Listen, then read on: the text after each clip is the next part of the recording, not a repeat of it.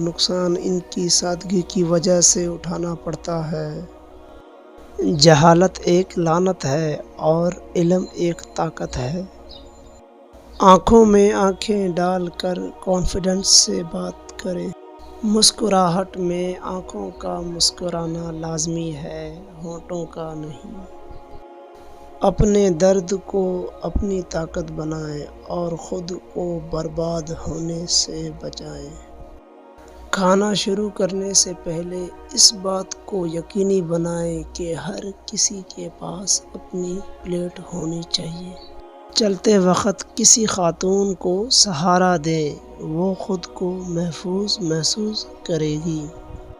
اپنے معیار کو کسی کے لیے کم نہ کریں۔ اپنے وقت کو کسی ایسے کام میں لگائیں جس سے آپ کو کبھی پچھتاوا نہ ہو۔ بیکار باتوں کو سر پر سوار نہ کریں۔ آپ کی ذہنی صحت لوگوں کی رائے سے کہیں زیادہ اہم ہے۔ ہاتھ ملانے کے انداز سے آپ کی شخصیت کا پتہ چلتا ہے، اسی لیے ہمیشہ مضبوطی اور گرم جوشی سے مصافحہ کریں۔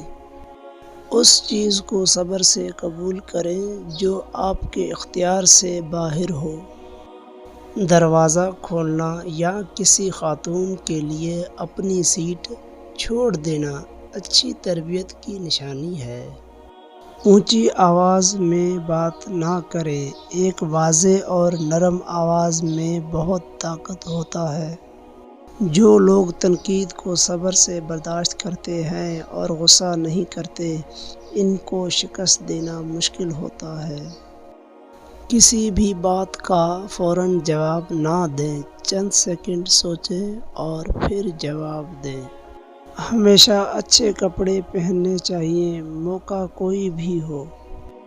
ہر انسان سے آپ کو کچھ نہ کچھ سیکھنے کا موقع ملتا ہے، اسی لیے جسے آپ سن رہے ہو اسے غور سے سنیں تاکہ آپ کے علم میں اضافہ ہو سکے۔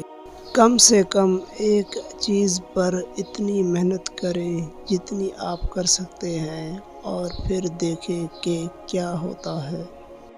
اپنے دماغ کی سنیں اور درست بات کرنے پر نہ ہچکچائیں۔